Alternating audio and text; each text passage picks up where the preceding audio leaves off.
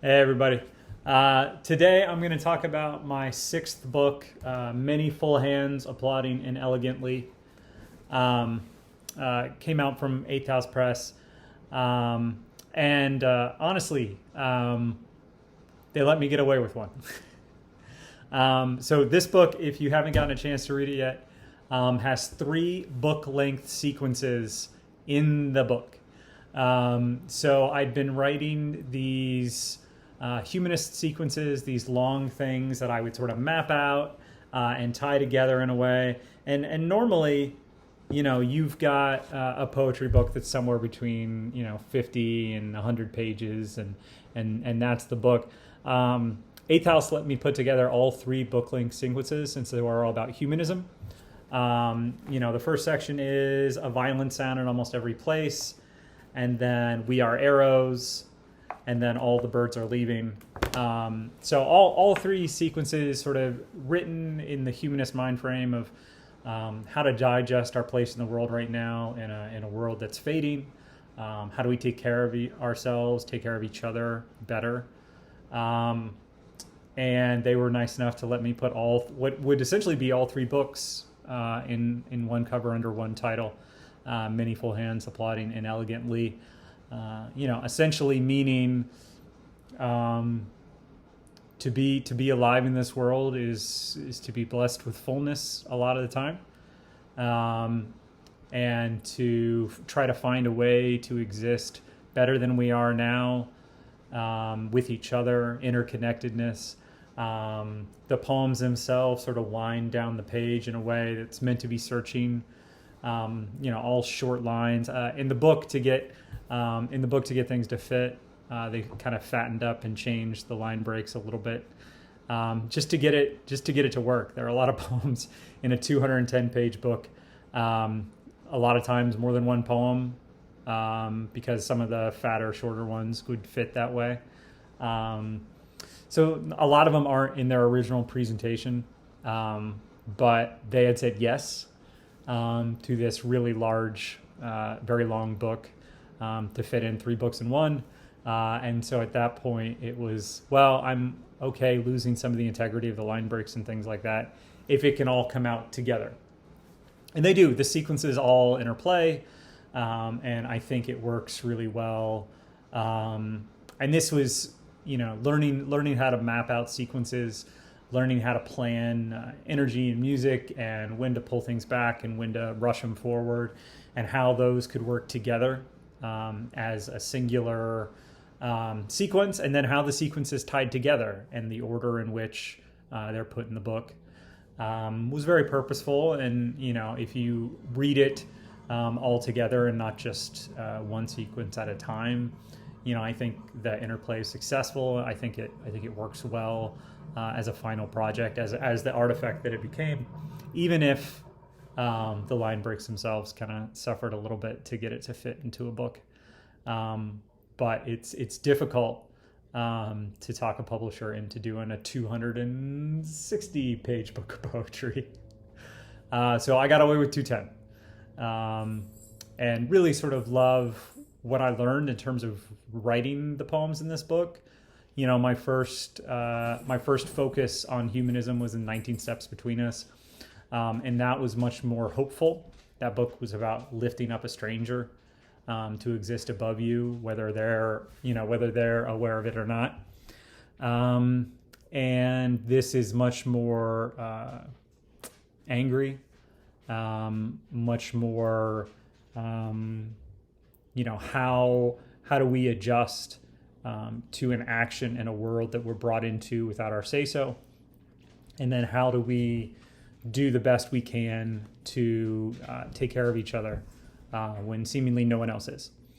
And so that's, a violent sound in almost every place. The first sequence plays a lot with that anger and the confusion.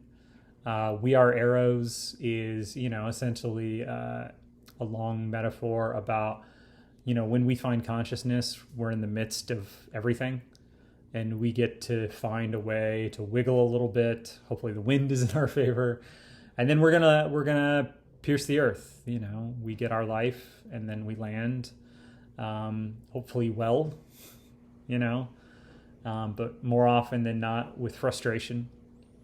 And then the birds are leaving is sort of that judgment on our lacking, how we fail. But it's always the exploration, it's always the challenge of trying to find hope in what is sometimes a dark humanity, left to our own devices, things like that.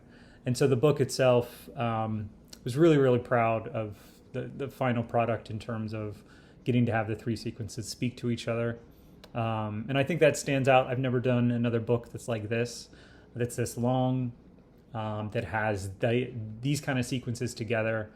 So really, really proud of what ultimately came of it. But yeah, if you ever saw any of the individual poems, and a lot of these got published individually, you'll see that they're in a different form than what's in the book. But that was a sacrifice willing to make to keep the sequences together and to make it so that it wasn't like a gigantic cost at the publisher. In poetry, you're working with small margins, and to be able to get to do it this way, it was a judgment call, and very, very proud of ultimately having these three things woven together to get to stand together, and ultimately left me with more hope than I began with. Even if the book itself doesn't end in a terribly happy place, it's that wiggle, right? It's the arrow you've been shot out into the world, and you get to make minor adjustments along the way. And I was very happy with the minor adjustments that came from writing these three books that became one book. And so the fact that I pulled it off, the fact that someone went with me on the journey after I wrote it, I've always been real proud of that. And real proud of, being able to execute a project of that size, to be able to map it out, and to have it, for the most part, I believe, to be very successful. And I learned a lot from the publishing part of a big book like this, and sort of how that can work and how it can't work. And we'll always sort of take those lessons with me forward if I ever try to do a bigger book like that. As I'm working on Selected Poems book right now, how do you manage something that could be very large? You could make it, 175 pages. You could make it 100. So this book helped me learn some of those decisions and sort of practice for some things along the road. So I'm going to read a few from here. I appreciate you folks watching. I'm going to read 4 poems, 2 from We Are Arrows and 2 from All the Birds Are Leaving. This is We Are Arrows number 8. Sorry, let's start with We Are Arrows number 2. The sheets are warmth. We are lithe. We are not busted in presentation. If in retrospect you saw us diving in flight, it was the wind shaking us. We are not with the wind. We are arrows that began with the muscles of a uniquely driven animal that lives 4 stories and 4 realities at all times.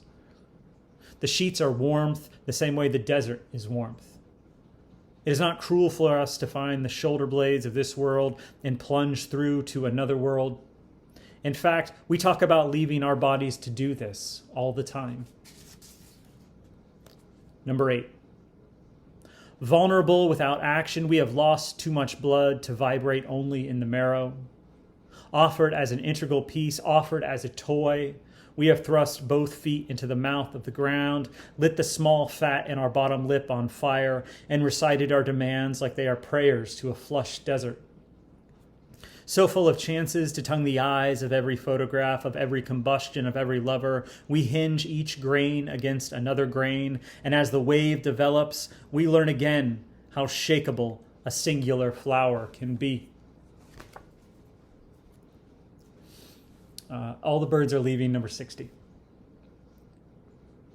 It's one growth from the grove of the ear, an echo that gives eyes to time, teaches it that though the tree becomes the sky, surrendering to the canvas unlimited, the tree still holds the song of our first attention. We strain always for a message from the stars, and though the birds appear headed that direction, we should consider first where they make their home, where their voice first reach past the root system. Flushed to the oath, Oak, if you hear anything, it is the truth. All the birds are leaving, number 64. There are animals that keep treasure in their bellies, and though some of us, our old leaders, looked as if they did too, we are judged rarely for what we can swallow. Thin-throated, our counting of time isn't keeping time, it's naming it before we even know what it is. I remember, etc., is our best closeness to thick reality. The sinew we will never see, but we have infinite names for that too. So many full hands applauding elegantly. Thank you to 8th House Publishing. Thank you to Demaree there for making the decision to put out a giant book of poetry. This puppy's thick, 210 pages. Really proud of how it turned out in the end, and definitely learned a lot in terms of putting out a large book like this. We'll see if I ever do it again, ever get this sort of manic about a singular topic. To write 3 book-length things about one topic in different threads of the topic was definitely an undertaking. I might be too old for that now. I don't know. But I appreciate it, and I appreciate you folks listening to me talk about Many Full Hands Applauding Inelegantly today. We'll get another one of these out next week sometime. I appreciate your time. Thank you.